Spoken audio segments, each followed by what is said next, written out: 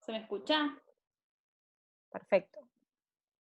Bueno, buenas tardes a todas, a todos y a todes. Bueno, como dijo Achu, soy Zaira García y bueno, no soy solamente la responsable de Almirante Brown, digo la responsable de JP, perdón. También soy lesbiana, peronista y feminista y sé que muchos van a pensar que no hace falta que nombre mi orientación sexual, pero al contrario de eso, yo creo que sí, que nos tenemos que nombrar y nos tenemos que visibilizar también, porque lo que no se nombra no existe. Y en los años 80 hubo compañeras que tuvieron el coraje de nombrarse lesbianas, compañeras que eran y que son peronistas, y que por ellas yo hoy elijo nombrarme lesbiana siempre que me presento. En cuanto a lo que se viene trabajando en mi distrito, estamos apuntando a la formación en todos los frentes y que sea para todos les compas, sobre todo para que se comprenda por qué el campo nacional y popular debe ser feminista y disidente, y también para que se comprenda por qué nuestra organización no debe quedarse atrás, ¿no? Eh, Digo, si queremos lograr una igualdad real, debemos dar la discusión siempre que se pueda, y, y también, digo, nosotros más que nadie sabemos que solo en las gestiones de Perón junto con Eva, en la de Néstor y en la de que nos conduce Cristina, eh, fueron las únicas que pusieron la inclusión social de las diversas y de las oprimidas como uno de sus principales objetivos. Yo quería decir eso y bueno, voy a presentar a Ale Compa que va a exponer, que es Juan Manuel Gómez, es de Peronismo Militante de Concordia, Entre Ríos, es el responsable de la JP de Entre Ríos y es estudiante del profesorado de Historia en el Profesorado Superior de Ciencias Sociales. Eh, sin mucho más, muchas gracias a todos. Nada, primero que nada, agradecer a las compañeras que me han invitado a participar, al mismo tiempo que felicitar la iniciativa. Me parece que, a ver, ahí los comentarios siguen, pero me parece que es un tema que tenemos que darnos el tiempo de trabajar a nivel federal, que celebro un montón de vuelta que se esté dando. Diría que es más urgente ahora que nunca, pero también es cierto de que es un tema que tiene una urgencia hace ya mucho tiempo y que bueno, está buenísimo de vuelta que lo estemos trabajando. Yo lo que puedo aportar quizás no va a venir desde un lugar más teórico, ni siquiera historiográfico si se quiere, sino son reflexiones y las experiencias que puedo traer del trayecto que uno ha tenido en militancia en este tema.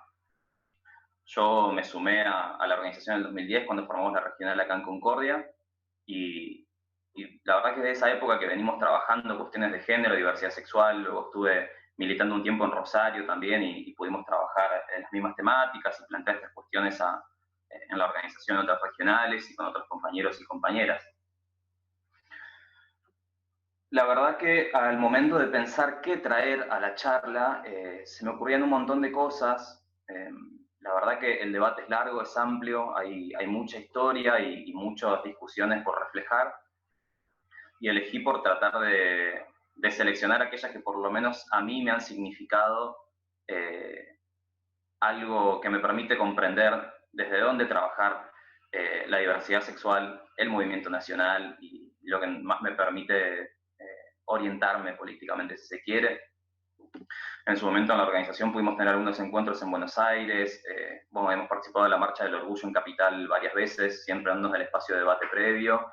Hemos planteado algunos documentos también, un par, creo que allá por el 2014, planteamos un par de textos con la idea de aportes para pensar la diversidad sexual desde la política y desde la organización, el movimiento nacional. De vuelta, en este recorte de cosas, lo primero que se me ocurrió fue, bueno, arrancar por hablar de Stonewall, que es al fin y al cabo lo que motiva que se declare el Mes Internacional del Orgullo y el Día del Orgullo LGBT. Yo no sé qué nivel de conocimiento tendrán los compañeros y compañeras, así que voy a hacer un repaso muy breve de lo que fue eso y sobre todo por ahí un par de puntos que yo considero interesantes para pensar alrededor de Stonewall, y luego continuar.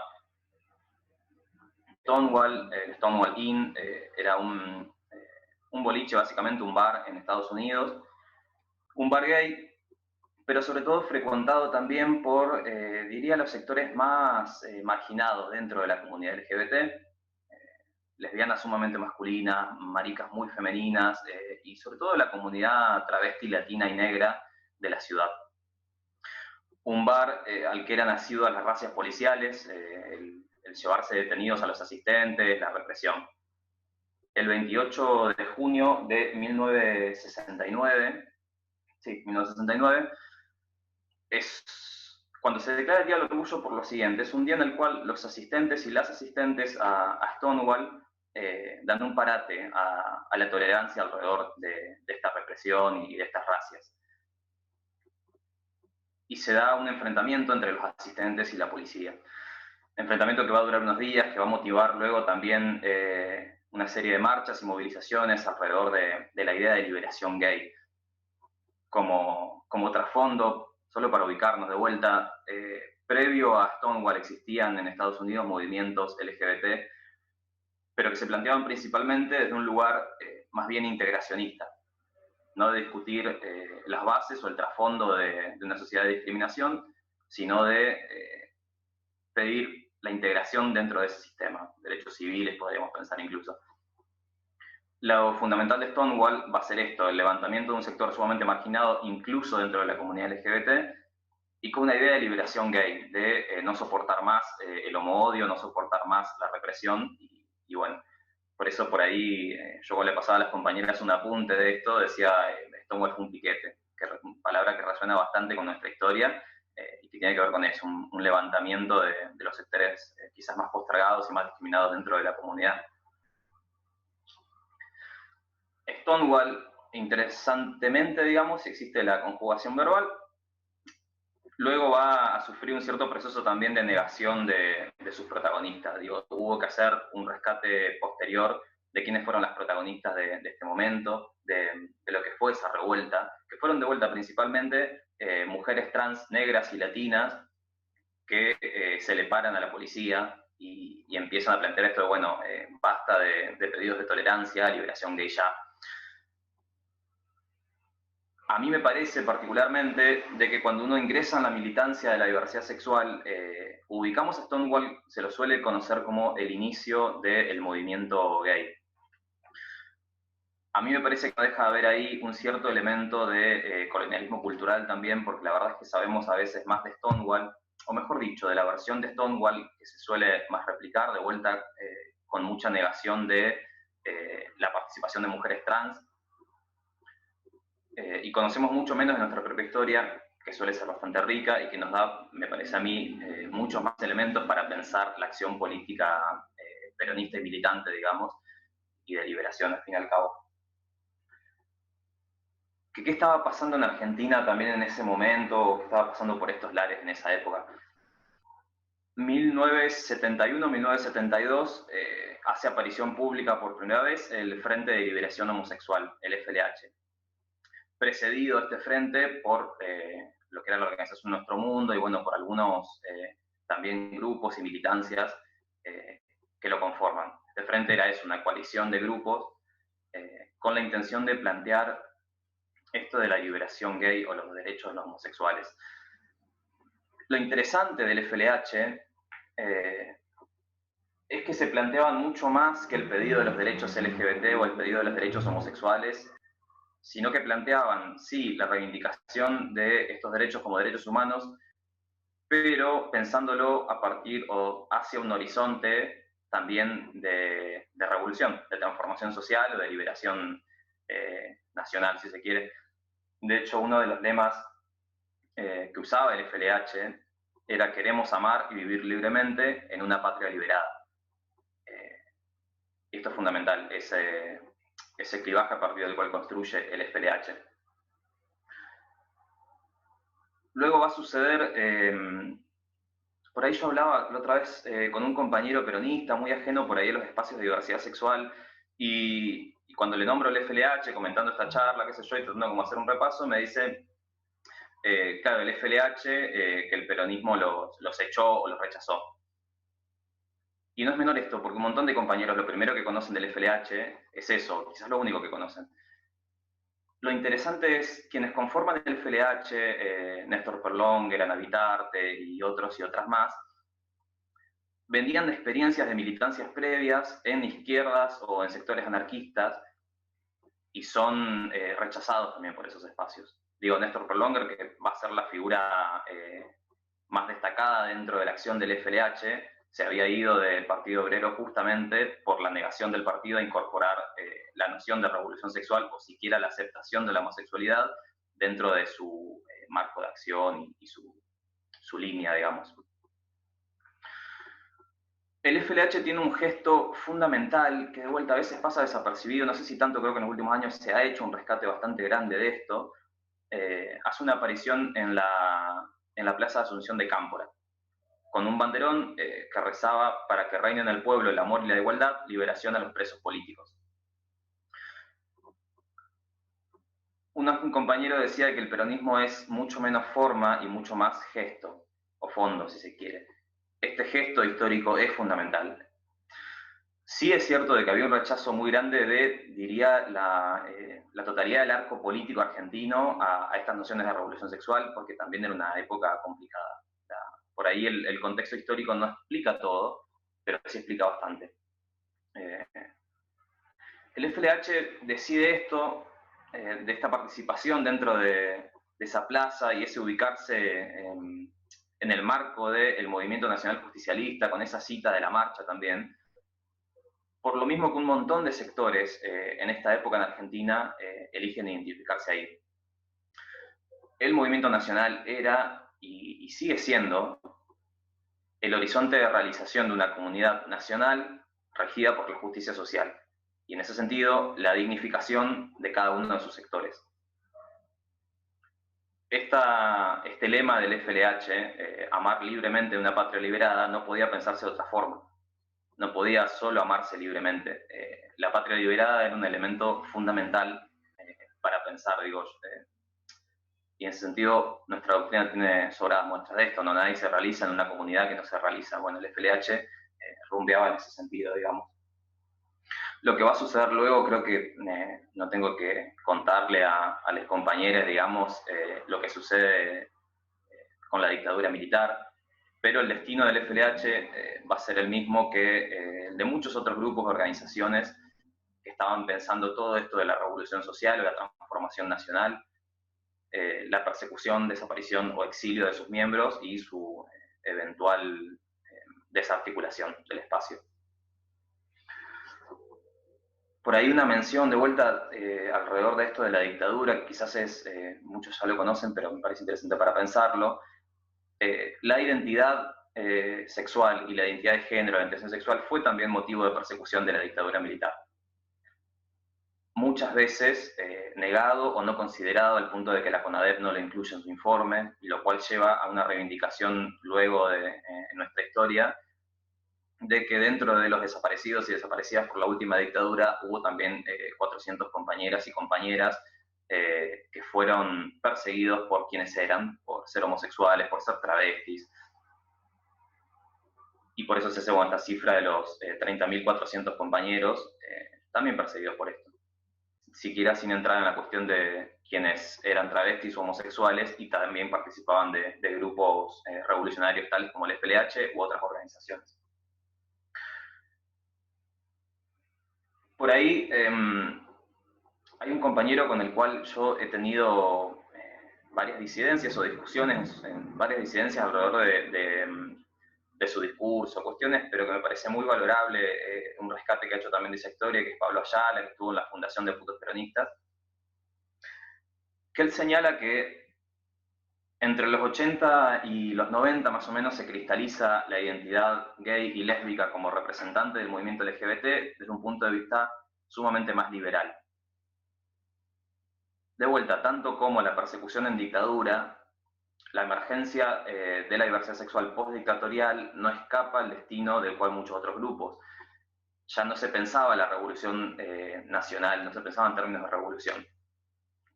porque tal como decía el compañero Néstor, hubo una generación que fue diezmada y nos privó de muchos compañeros y compañeras, pero además también nos privó de muchas palabras y muchas nociones que pudimos enarbolar antes.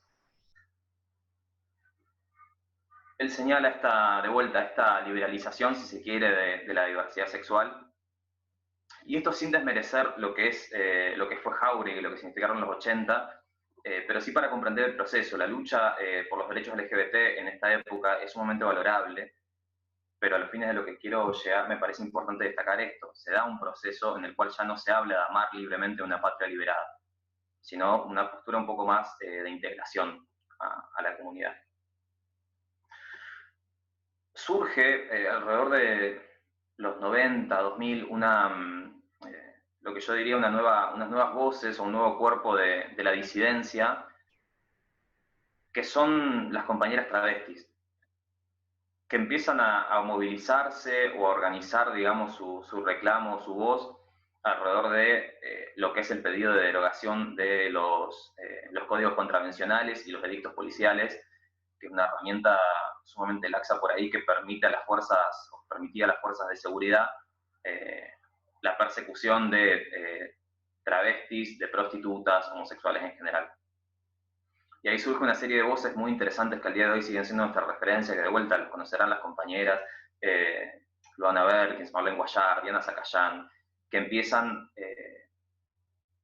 a generar discurso y acción alrededor de algo que a ellas las atraviesa completamente, que es no solo la discriminación por identidad de género u orientación sexual, sino también una marginalidad que tiene que ver con la clase o el sector social.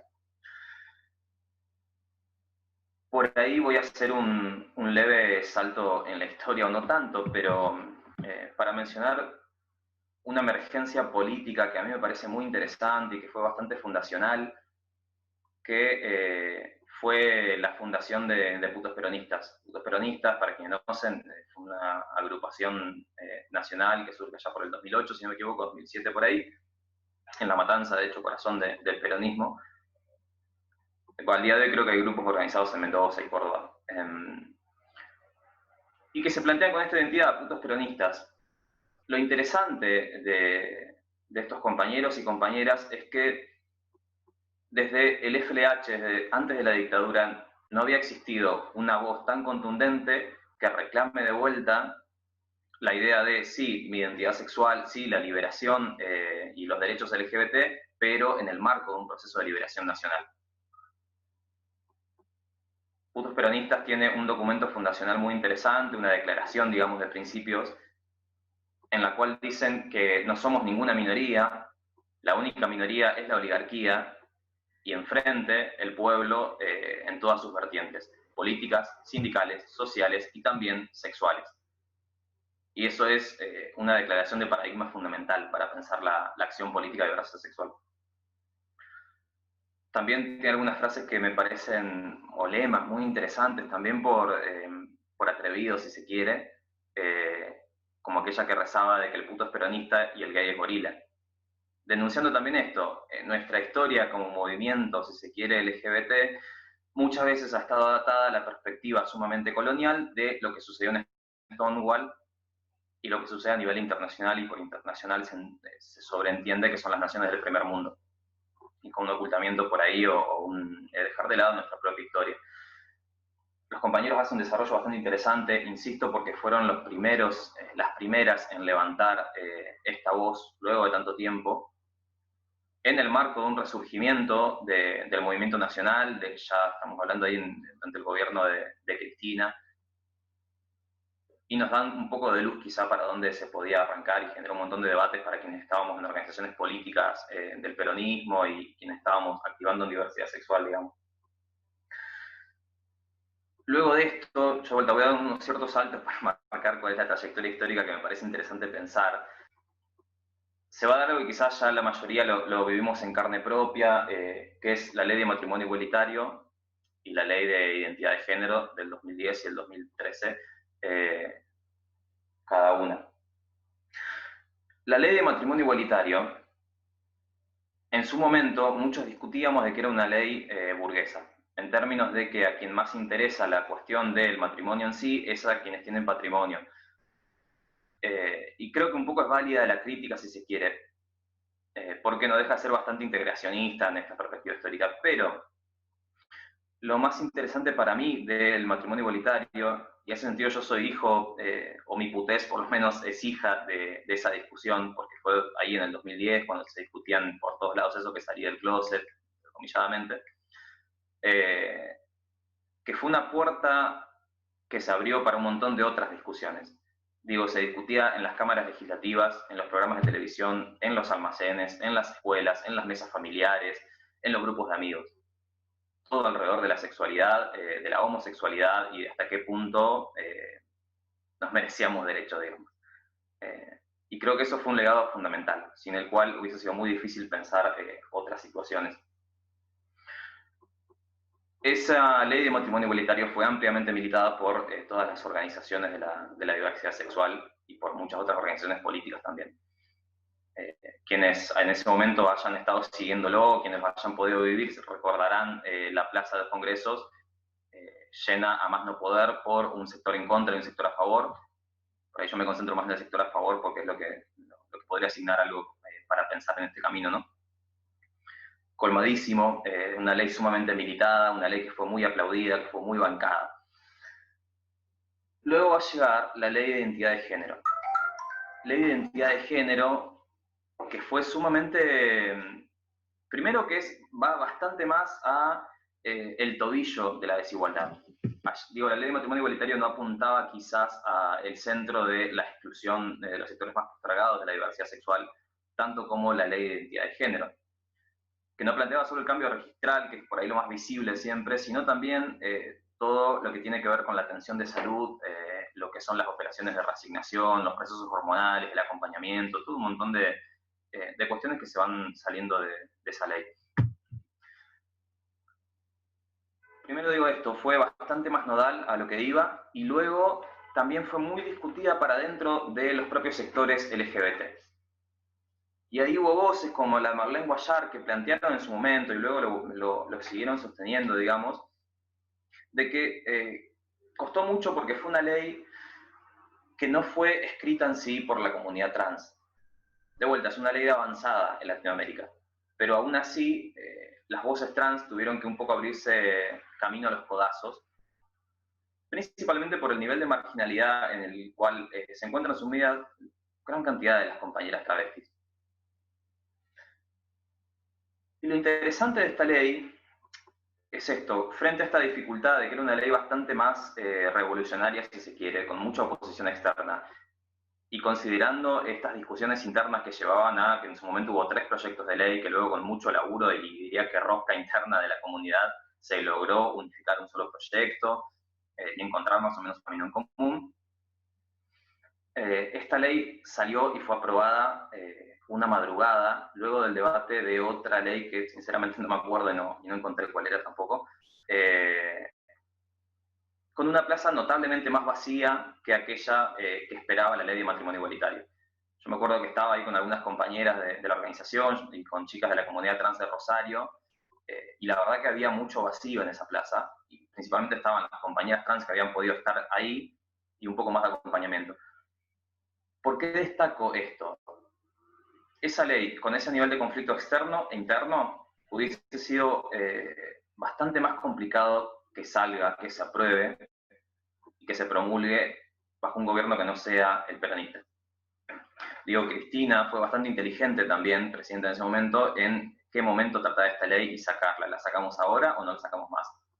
Y de vuelta, fue mucho más discutida una ley como el matrimonio igualitario que esta, que era bastante más nodal, creo. Ese elemento no es menor, es el peronismo el que permitió la aprobación de ambas leyes, si no hubiese sido cercano a lo imposible.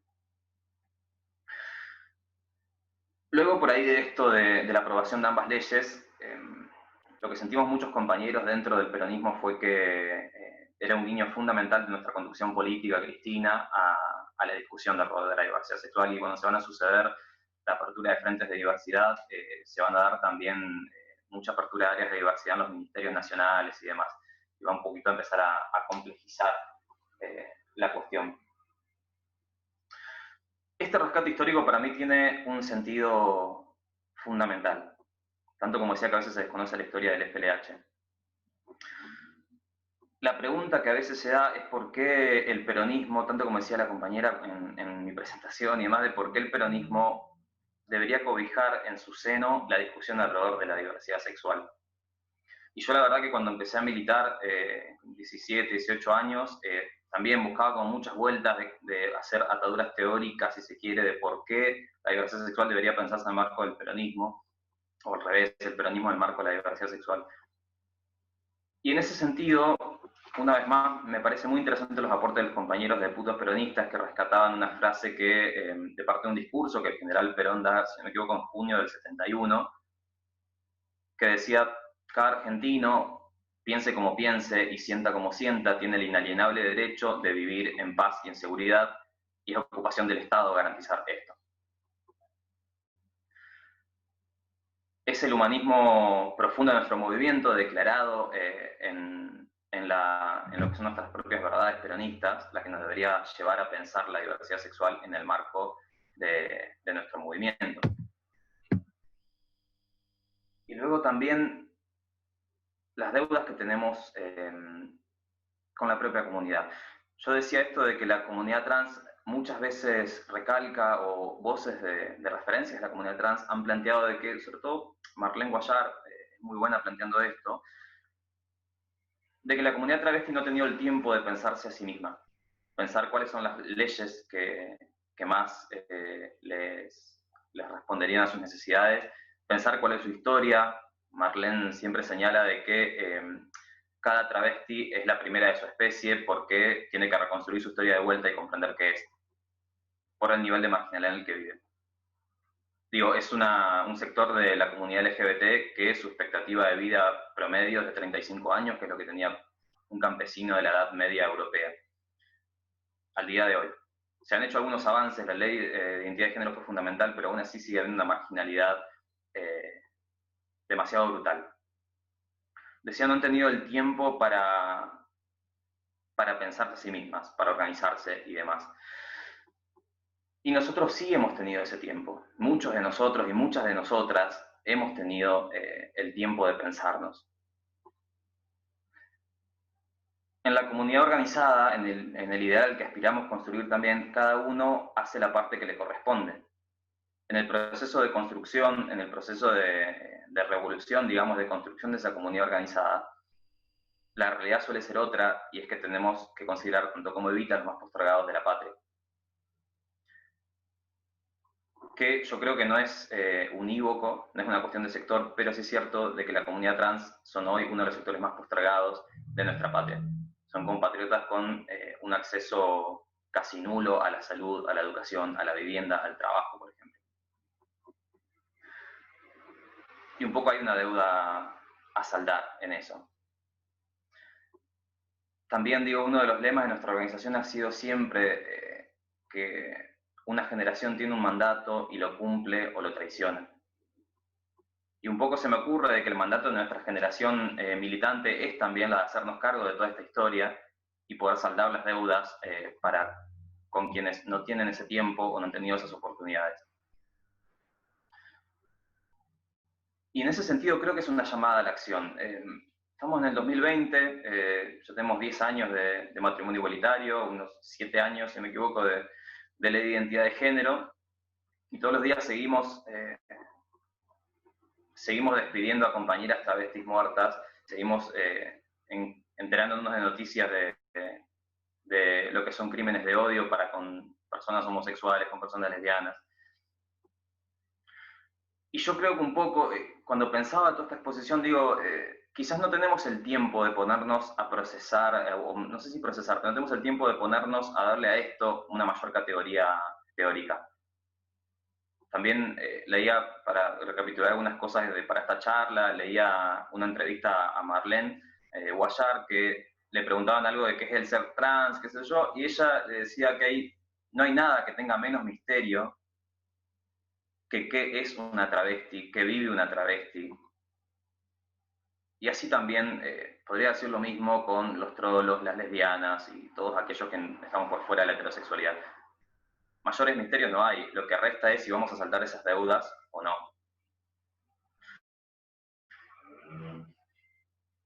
Me perdí brevemente lo que digo.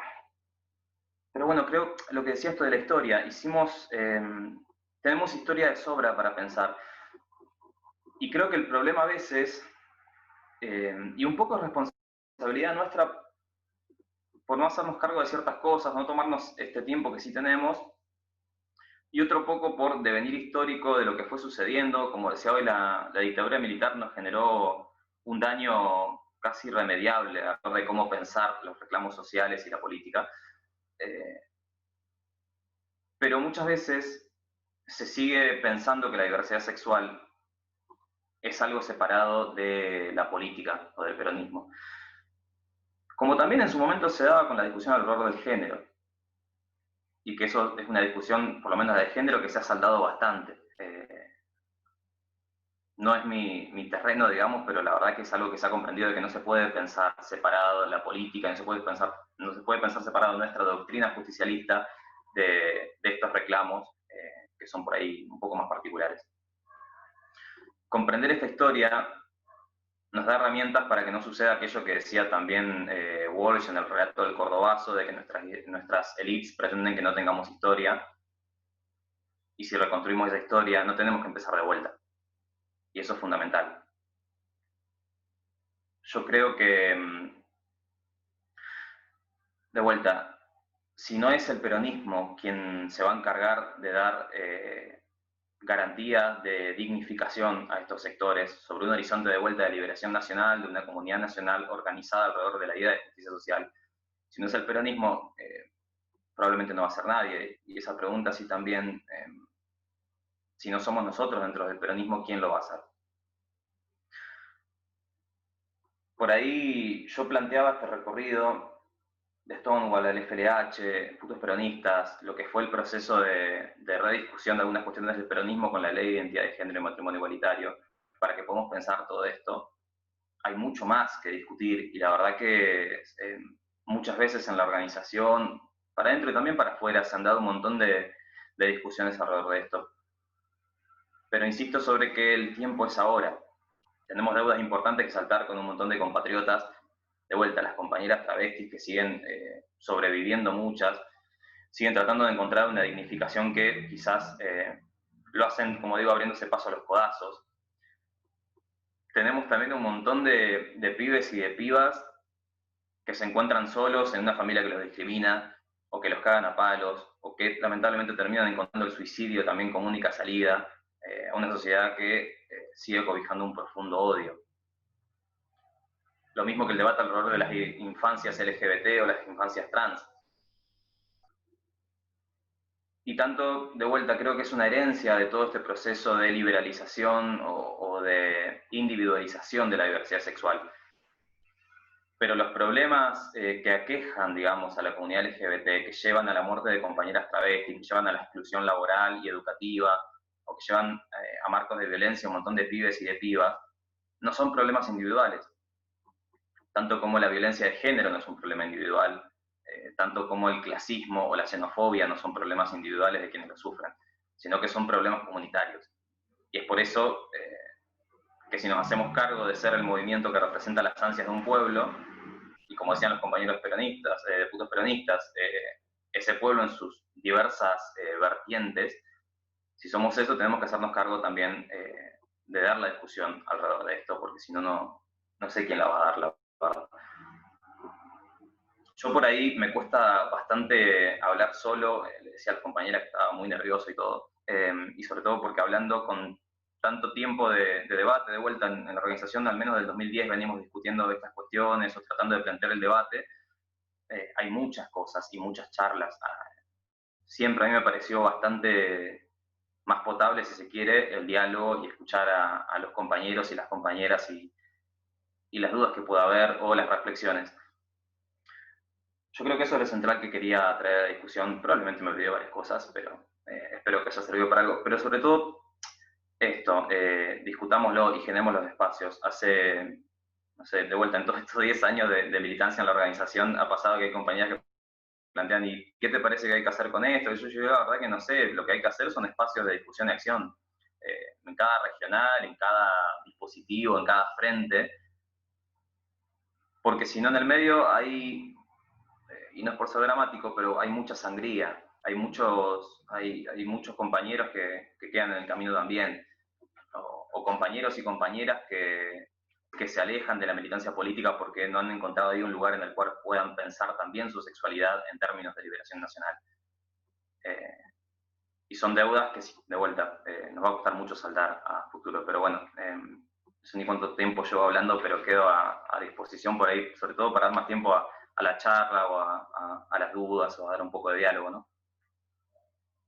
Juanma, primero que nada, muchas gracias. Segundo, te cuento que tuve que cerrar el chat porque habían logrado alguna forma de escribir el nombre de los compañeros y compañeras, y no solo escribir cosas muy desubicadas, sino que también con el nombre de otros y otras que están presentes en la charla. Entonces, bueno, en este momento abrí el chat. Fíjense, tienen que poder escribir, solo voy a poder leerlo yo para ver cómo... Por favor les pido, si alguien puede escribir para corroborar que solo lo veo yo, y si no hay ningún problema, lo abro sí para que puedan ver todos lo que escriben. Si ahí todos están escribiendo, las cosas me están llegando solo a mí. Vamos a abrirlo para todos, y de última lo voy a tener que volver a cerrar, esperemos que no, y así le pueden hacer las preguntas a Juanma también. Ahí abrí el chat para todos, se estaban poniendo muy buenas charlas, viva, hola compas, así que bueno, pueden seguir escribiendo, ahora sí lo va a poder leer Juanma también. De todas formas las preguntas que hagan yo las voy a hacer, se las voy a leer. Che, yo planteo una sola cosa que me acordaba ahora de todo este trayecto que planteaba. Yo hablaba con mi hermana, en realidad, que es militante del movimiento de mujeres y diversidad en Rosario, concejala, y que trabaja con las compañeras trans también allá. Y ella me decía, hablando de todos estos temas, de lo que intercambiar opiniones, de que cuando ves el nivel de marginalidad que ven muchas compañeras y el nivel de exilio, digamos, político en el cual se vive, lo que le da a uno no es ni pena ni tristeza, es directamente vergüenza por esto que decía, por que quienes sí tenemos, si se quiere, privilegios u oportunidades, no nos aboquemos también a esa necesidad tan urgente, digamos. Y ya me dejo. Pido disculpas, pero es que estoy con algunas cosas técnicas, Vale. como es la mejor forma, porque nada, no está bueno tener que cerrarlo y que vos no lo puedas leer, porque cada vez es más cerradito. Antes se podían abrir los micrófonos, pero bueno, nada, acá me escribe un compañero por privado, Martín, pone... si se puede hablar acerca de la Iglesia Católica, si tenés algo para decir en relación a eso. Sí, cuando yo pensaba esto o cuando hablaba esto de la persecución a la diversidad sexual en la dictadura militar, también se perseguía a las diversidades sexuales porque la dictadura estaba, como ya saben, creo, muy signada por la idea de los valores morales católicos y cristianos, digamos. Mi opinión acerca de la Iglesia en ese sentido y en relación a la diversidad sexual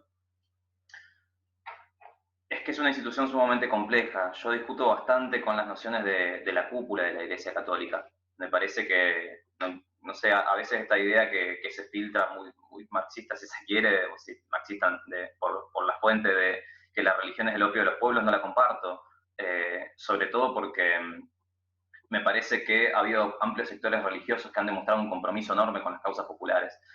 Aún así, entiendo que no es tan simple el trazado entre eso y los entrecruzamientos con diversidad sexual, y ha habido muchas discusiones. Yo por lo menos he discutido con muchos compañeros que se identifican cristianos o católicos, y muchos de ellos encuentran, y por lo menos la parte que a mí más me parece interesante del catolicismo, del cristianismo, que es lo que es el cristianismo revolucionario, el cristianismo del pueblo, una apertura muy grande a repensar estas cuestiones. Yo no me identifico como religioso, entonces por ahí hay cosas que no puedo no las comparto, no las termino entrando en el mismo lugar. Pero entiendo de vuelta que es complejo y que sí es cierto que muchas veces la moral promulgada de sectores religiosos, y no solo de la Iglesia Católica, sino también de iglesias pentecostales u otras religiones, directamente marchan en contra de las libertades de quienes no somos heterosexuales, naturalmente. Y no solo eso, sino también de muchas otras cosas dentro de la heterosexualidad, de muchas otras herejías, si se quiere. Pero tanto así también como dentro de la diversidad sexual no es todo color de rosas, digamos. Hay muchos movimientos o muchos sectores de la diversidad sexual sumamente machistas, sumamente misóginos, sumamente elitistas y clasistas. Y tal como decía Pedro Lemebel, lo maricón no quita lo fascista, y así también lo religioso no quita la apertura a comprender la diversidad sexual, me parece. Quizá habría que pensarlo en cada contexto, digamos. Muy bien, bueno, ¿alguna otra pregunta? Vamos a abrirle también el micrófono a Sai, por las dudas de que tengan alguna pregunta también para ella. Pueden hacerla en el chat, ya está el chat habilitado para todos.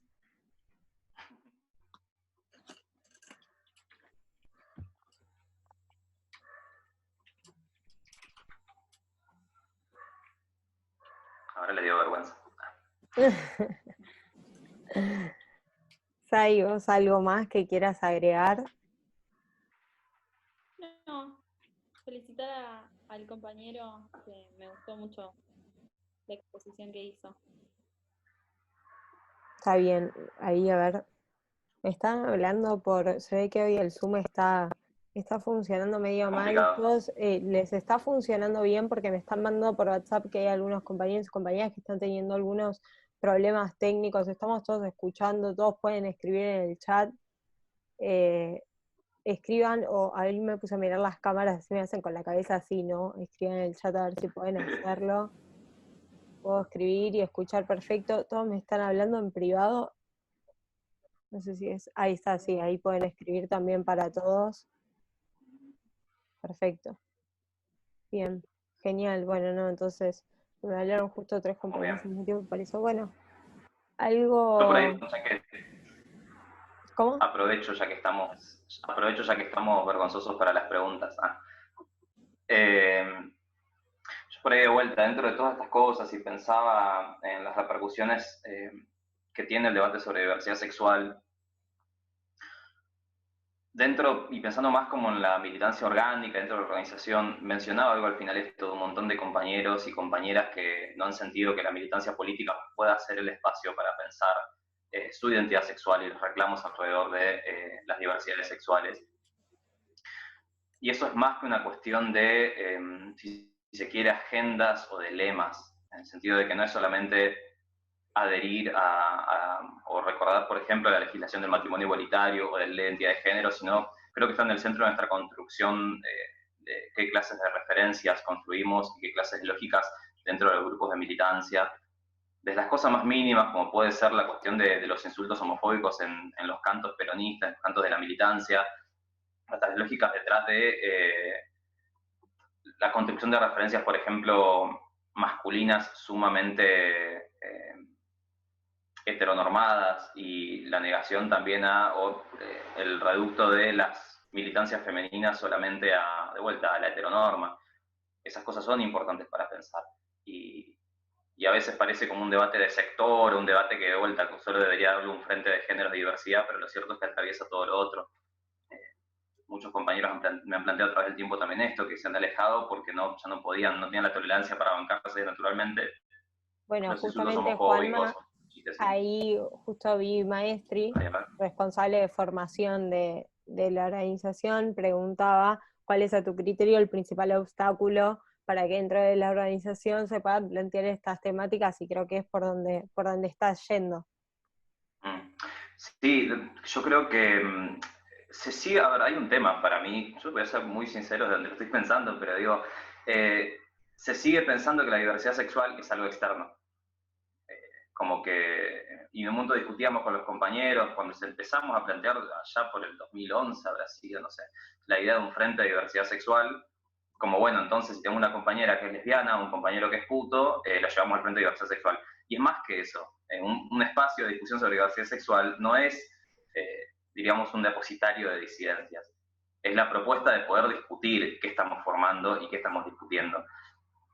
Y yo, no sé, yo por lo menos tengo bastante tolerancia a los discursos de compañeros que quizá hay cosas que no han comprendido todavía, no se les han planteado, y por eso siempre pude tener un montón de charlas con compañeros y compañeras. Diría, de vuelta, siendo muy sincero, que sobre todo compañeras, porque han sido las más sensibles al momento de poder comprender desde dónde estamos hablando. Y creo que el mayor obstáculo es eso, es pensar de que la diversidad sexual es algo que atañe a las organizaciones como la Federación Argentina LGBT, la Comunidad Homosexual Argentina, y bueno, cuando vayamos a la Marcha del Orgullo vemos qué lema llevamos. Es mucho más profundo que eso. En la mayoría de la militancia política, ahora tenemos muchos sectores dentro de nuestra militancia, de la organización, que son pibes y pibas que entraron en política o empezaron a pensar también sus identidades post-matrimonio igualitario, post-identidad de género. Entonces es hasta altura estructurante también de cómo nos pensamos políticamente, y así también si un compañero o compañera no es parte de la diversidad sexual en términos de que, por ejemplo, es heterosexual y nunca se topó con estas discusiones o obstáculos en su vida, bueno, es momento de que también comprenda de que lo que le pasa a mis compatriotas también es lo que me pasa a mí, y tengo que interiorizar esa discusión también. Sí, totalmente. Ahí el compañero Juan Pablo Cagnelli nos dice a modo de reflexión, el otro día hablábamos con las compañeras de la Secretaría de Géneros y Diversidad, el problema, que entiendo que es de Megafón, porque es Secretaría y no Frente, el problema estructural que aún tenemos en cuanto a las nuevas identidades. Veíamos la conquista que se puede acceder a los DNI con el cambio de género, pero que aún sigue habiendo sectores que no lo aceptan, y esto ocurre en varios ámbitos. Y por privado, el compañero Mauricio Vallejos pregunta si ves algún avance cultural en las luchas LGBTQ. Sí, no, indudablemente que sí. Vos sabés que en la marcha del orgullo de Capital, principalmente, también pasa en otras marchas, pero la de Capital por ahí es la que suele ser más visible y en algunos casos tiene más historia, porque fue la primera también en alcanzar esa masividad. Herencia también de esta liberalización de la diversidad sexual se solía plantear siempre. Yo no participé de las reuniones de comisión organizadora, pero sí conozco compañeros y compañeras que han estado dando la discusión ahí, hacer un mandato de que las organizaciones políticas van siempre al final de la marcha, y un fuerte componente de antipolítica dentro de la organización de los espacios de diversidad sexual. Y nosotros veíamos con muchos compañeros yendo año a año a cada marcha, que estaban creciendo los espacios políticos de diversidad sexual o diversidad sexual trabajando política. Había cada vez más compañeras y compañeros que empezaban a marchar con banderas y con reclamos muy concretos y que se planteaban desde un lugar sumamente político, y que el sector liberal empezó a reaccionar también ante eso de forma bastante complicada. De hecho, en su momento, en la Marcha del Orgullo en Capital, se dio un bardo ahí porque, era técnico mi término, se dio un bardo porque había compañeras travestis que planteaban de que la comisión organizadora seguía posponiendo los reclamos de este sector, que es el más marginado dentro de la comunidad, y que, por ejemplo, llevó una caracterización hermosa por parte de Loana Berkins, con la cual de vuelta uno puede tener muchas diferencias o muchas diferencias con el discurso que planteó, pero que no se puede negar que era una voz sumamente interesante en toda esta lucha y una referencia. Y ella planteaba el término burocracia blanca gay, reuniendo una caracterización acerca de esto. No se trata solamente de una cuestión de heterosexualidades versus diversidades sexuales, porque también nos entrecruza todo esto, como decía Lemebel, lo maricón no quita lo fascista, o diría lo liberal. También tenemos sectores sumamente elitistas que no contemplan esta cuestión de los sectores más postergados. Y eso se ha avanzado un montón, de vuelta hemos generado un montón de discusiones. Yo sigo pensando de que tenemos un montón de deudas alrededor de eso y nos tiene que atender esa urgencia. También en su momento se dieron reuniones cuando existió la Secretaría de Diversidad Sexual del Partido Justicialista a nivel nacional. Se dio un encuentro post-marcha del orgullo donde discutimos desde un montón de provincias, bueno, qué pensábamos de diversidad sexual y peronismo y cuál iba a ser el camino. Sumamente complicado porque está muy plagado de dificultades, pero son marcas para ir pensándola. Te diría también que se dé este encuentro a nivel federal, no se había dado antes en la organización. Entonces es muy interesante que se haya dado este espacio y eso también significa un avance. Totalmente, bueno, ahí Juanpi agregaba, Cristina logró desarticular esa lógica binaria que existía desde entonces en las arcas de las políticas públicas y que hoy con el Ministerio podemos ver que los colectivos LGTBIQ están incluidos. Y bueno, ahí Aldi agradecía a vos y a todos los compañeros de Entre Ríos que empezaron este camino hace mucho tiempo dentro y también fuera de la organización, y habernos ayudado a todos a repensarnos y a resignificar nuestras prácticas cotidianas. Qué grande. Ahí me están haciendo unas preguntas por privado. Julia Sáenz pregunta, dice, nombraste la particularidad del FLH de entender la lucha por los derechos dentro de una lucha mayor, la liberación de la patria. ¿Haces una crítica o un semáforo en rojo a la posibilidad de equivocarnos ahí y tratar de algunas luchas como apéndices? Sí, es el centro. Digo de vuelta, yo creo que en nuestra doctrina está la solución a estos problemas, que es la idea de esto, de nadie se realiza en una comunidad que no se realiza. Si nosotros emprendemos, digo, hay un doble error a veces, digo, desde el sector de la diversidad sexual se ha trabajado mucho por la liberalización de nuestra lucha y se han negado los sectores políticos. Creo que no es el único sector que lo ha dado, tipo, quiero decir, hay sectores sindicales, profesionales, incluso sectores del movimiento de mujeres que se plantean muy alejados de la política y es el mismo problema, la liberalización de las luchas y la no comprensión de que más allá de los reclamos sectoriales, lo que nos atraviesa a todos estos sectores y a todos y todas dentro de los sectores populares es la contradicción principal también de Patria Colonia. Marlene Guayar también una vez en una charla que hicimos en Rosario con ella, planteaba de que incluso si se hubiese dado una ley de identidad de género durante los gobiernos neoliberales de nuestro país, el Estado no podría jamás haber garantizado a las travestis las atenciones sanitarias necesarias que planteaba la ley. Entonces es solo en el marco de un Estado soberano que se puede pensar esto. Por lo otro, yo siempre trato de plantear de que sí, se trata, como decía, de comprender que el dolor de un compatriota es el mío también, y que la articulación de las violencias y incluso del imperialismo, el colonialismo o la avanzada oligárquica se da en todos los sectores, y el único camino es la solidaridad, digamos, de sector. El FLH también lo comprendía así, Berlonger planteaba todo el tiempo de que si bien la diversidad sexual debía dar su lucha, era siempre en solidaridad con los sindicatos, con los sectores populares, con las trabajadoras sexuales, con los movimientos feministas. Es la única forma de pensar una realización nacional. Estaba hablando sin abrir el micrófono. Sí, te iba a decir. Un compañero pregunta ¿por qué el año pasado se hicieron 2 marchas del orgullo distintas? Que si son fechas distintas o qué significación tienen. No recuerdo sinceramente cómo fue en Capital el tema. Yo la última marcha que fui en Capital fue hace mucho, desde que el macrismo llegó al gobierno se puso muy complicada la marcha ya, porque básicamente por esto que decía, hay conflictos internos dentro de la comunidad que nacen de estas mismas discusiones que venimos dando.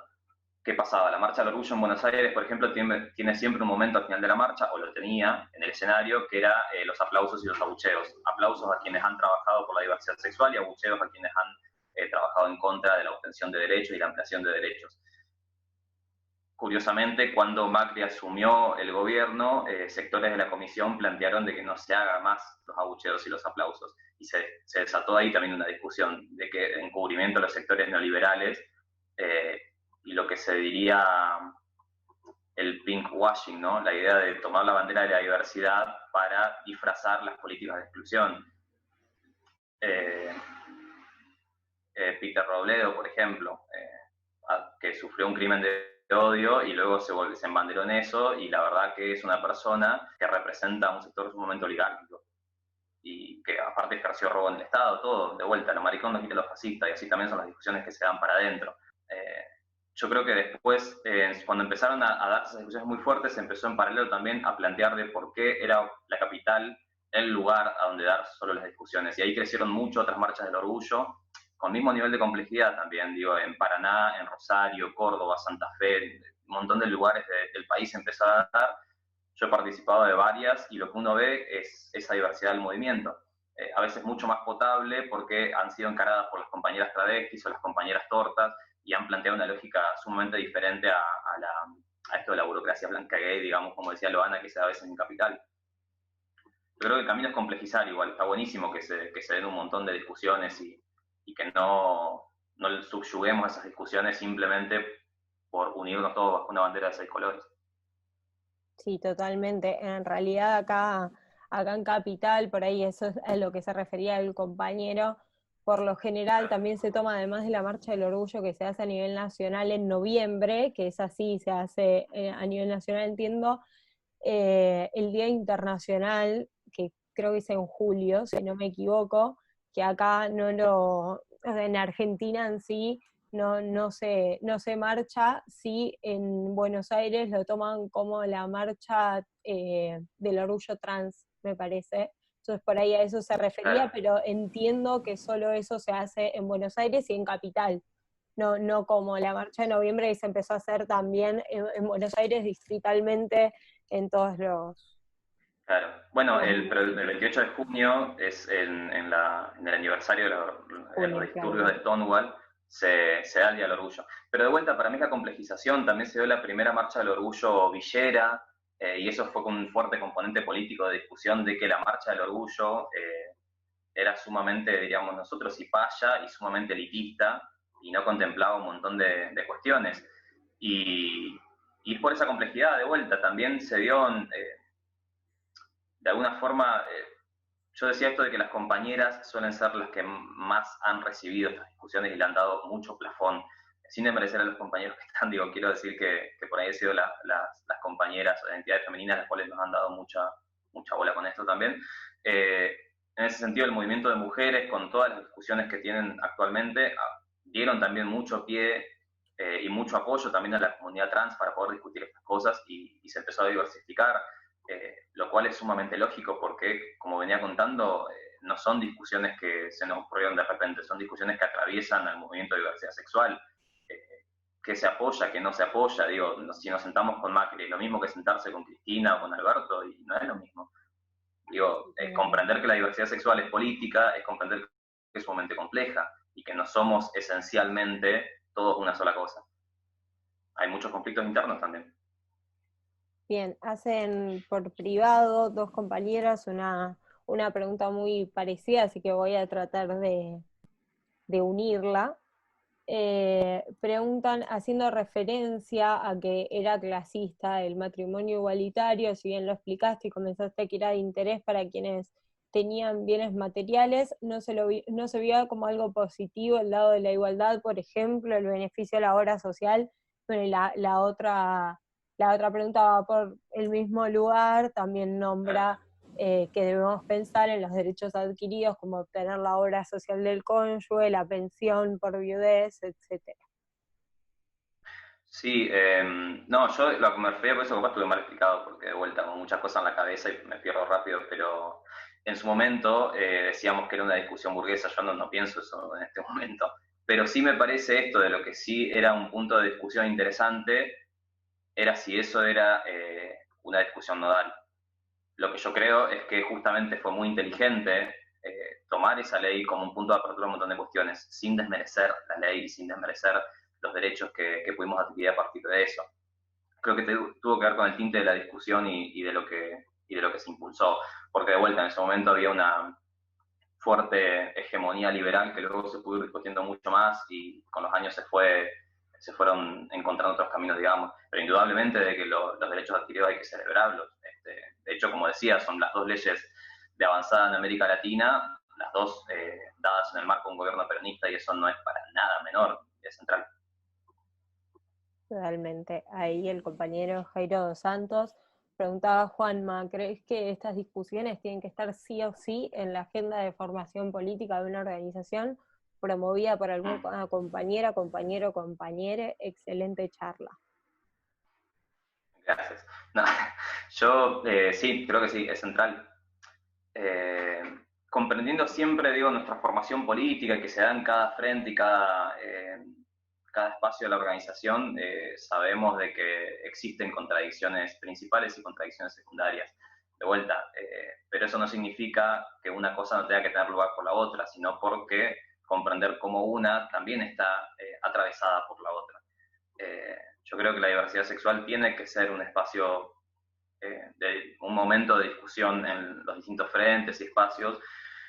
Por esto que decía, si no queda como una discusión de sector, que solo terminamos dando quienes hemos sufrido la heteronorma en carne propia, digamos, terminamos dejando, es como la discusión de género en ese sentido. Es como que diga, bueno, lo tienen que dar las compañeras de la organización, ¿por qué me tengo que molestar yo en eso? Y no, la verdad que sí, justamente porque, como decía, lo que le duele a un compatriota me duele a mí, pero más allá de eso, porque también la heteronorma y demás atraviesa a todos, todas y todes, no solamente a quienes no somos heterosexuales. Diría que incluso atraviesa bastante más a quienes son heterosexuales. Pero sí, no, creo que hay que darle un punto de discusión bastante importante. Si se entiende, creo, ¿no? Sí, totalmente. Ahí tengo el micrófono abierto. Buenas noches desde Avellaneda, dice la compañera Abril Pauletich. Respecto a las diversidades que se encuentran en los barrios más vulnerables, donde generalmente los géneros fuera de lo heteronormativo son violentados y terminan desclasados por las mismas vecinas del territorio. ¿Cómo es la respuesta que brindan desde sus espacios de diversidad y géneros? ¿Tienen espalda municipal hacia dicha política, acción de inclusión? Creo que es bastante complejo por ahí porque depende más bien de cada territorio la pregunta de Pumba, pero... Creo que lo pregunta más en tu experiencia, si en algún momento tuviste así alguna situación territorial que resolver y si la resolvieron con respaldo del Estado o... Mira, yo creo de que en su momento planteábamos la cuestión de que Cristina era una avanzada en todo esto en relación a otros sectores de conducciones intermedias o de incluso a nivel estatal. Hay muy buenas experiencias de municipios desarrollando políticas de diversidad sexual, no es la realidad de todos los municipios. Y también creo que la pregunta acerca de la diversidad sexual en el territorio, calculo que la compañera igual debe estar hablando supongo, de una experiencia que ha conocido, y eso está buenísimo porque permite territorializar la discusión.